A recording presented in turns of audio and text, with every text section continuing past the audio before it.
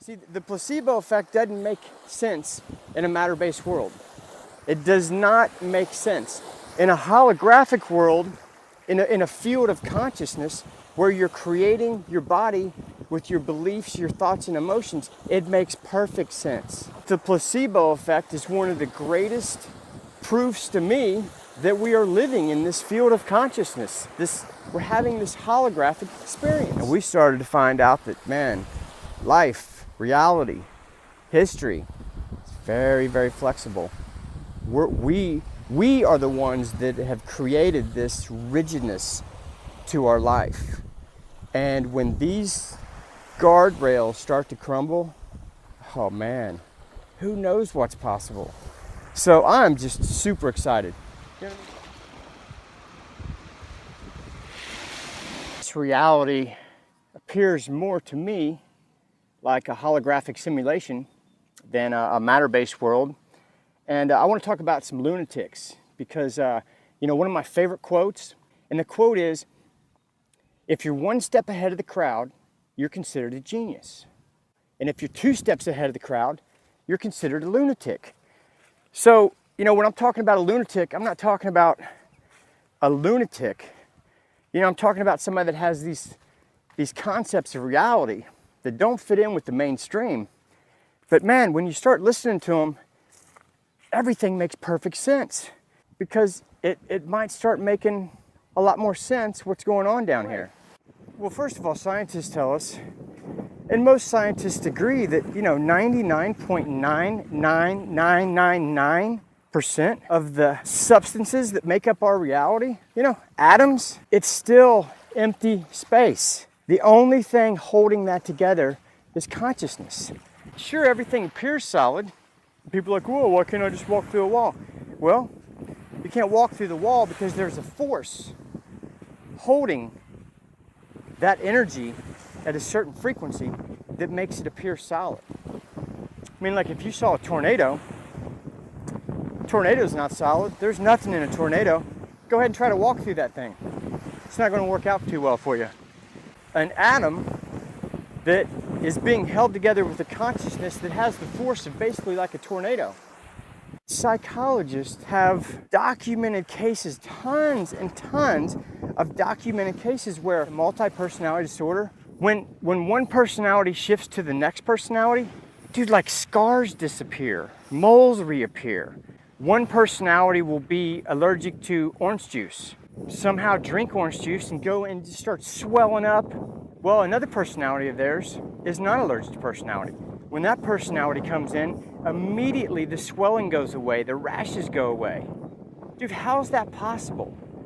Like, in my opinion, if one person can do that, then we all can.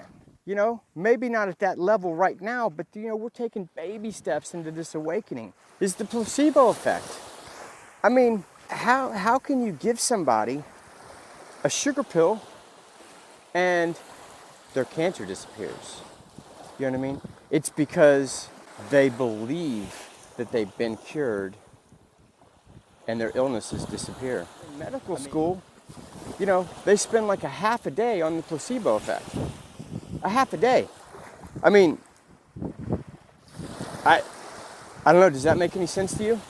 That doesn't make any sense to me. How can 30 to 50% of the healings that happen in a hospital come from a placebo effect and you spend a half day on it in med school? Does that sound smart? That sounds like that is lunacy. I just don't.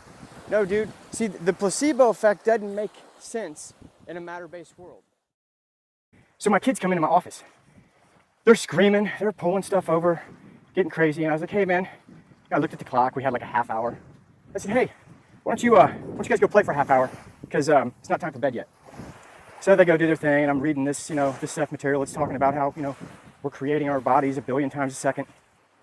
Then all of a sudden, my kids come back in, about a half hour later. And they go, Dad, I feel tired. I'm like, okay. I look at them. They look tired. And so, okay, let's get ready to go to bed. Then I think, wait a second. My kids felt tired. And because they felt tired, their physical body changed to match the way they look. I mean, what is science's interpretation of why people look tired? I mean, I don't know, dude. I'm 50 years old. I look in the mirror. If I look in the mirror every 2 hours, dude, I look like a different person. Basically, every time I look in the mirror. I mean, when I feel tired, I look tired. So, I'm sure science has some explanation for that. But, whatever science, you guys used to think that the sun revolved around the earth. So, what you believe now will probably be proven to be false in another 20, 30, 40 years. So, speaking of science, I just love the fact that, they go out of their way to create these double-blind studies. So nobody has any idea what's going on. You know what I mean? So that tells me that they feel that if someone knows about the experiment or about, the possible results, that they're going to affect that experiment with their thoughts. That's so crazy because science has no room for consciousness in their understanding of reality. None. They zero understanding of consciousness. Back to the Mandela effect. The reason the changes are so small is because we've been taught to believe in this concept of linear time. You know what I mean? Cause and effect, that one thing creates the other.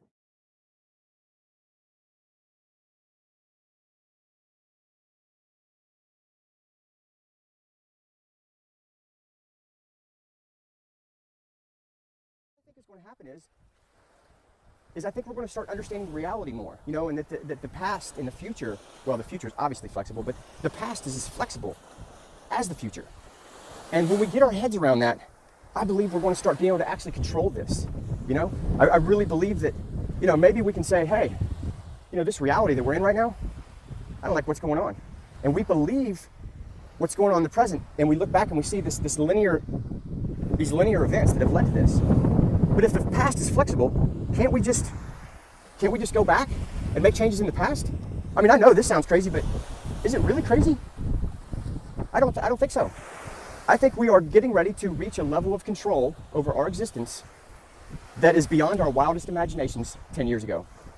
This is how truly powerful we are. I honestly believe that we are flowing through this endless sea of parallel universes, and the only reason that the changes that we've noticed are so small is because we've been locked in to this, we've set up our own guardrails with our beliefs of linear time. I mean, that's all we've been taught is linear time.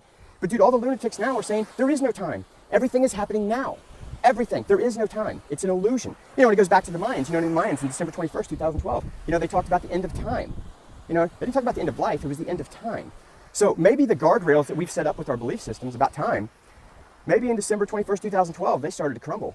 And we started to find out that, man, life, reality, history, it's very, very flexible. We are the ones that have created this rigidness to our life. And when these guardrails start to crumble, oh man, who knows what's possible? So I'm just super excited. You know what I mean? I'm just, how could you not be excited to what's going on? I don't get it. But, that's just me. What you think of history is always changing. Always. When you as a collective group decide to shift to a particular parallel reality path, remember that as you become a new society, as you become new people, you also create a new history to go along with that, to make sense out of the choice that you made in the present, as a reflection in a mirror. They do not have real solidity. You play the game that they do, and that's fine. But now is the time to allow yourself some leeway, some permission to break that continuity to the degree that truly serves you to experience yourself as the creator of your reality experience. Because remember, as we have said before, your natural state is one of spirit. You're all still in spirit right now. It's just that you're dreaming that you're not. That's what physical reality is. You have never left spirit. You can't leave spirit, but you can dream that you can. And that's what this is. And we're sharing that dream together by agreeing to do so. And remember that you are redefining yourself billions of times per second. Your consciousness is slipping through billions of parallel reality frames per second. So at any given moment, you are always back to zero. You always have a clean slate. You always have the ability to redefine yourself in whatever way is truly relevant for the theme you chose to explore. And there's a lot of leeway in that. None of you are stuck in any way, shape, or form, especially not in this day and age. This is all about understanding consciousness, that you are an expression of consciousness, and that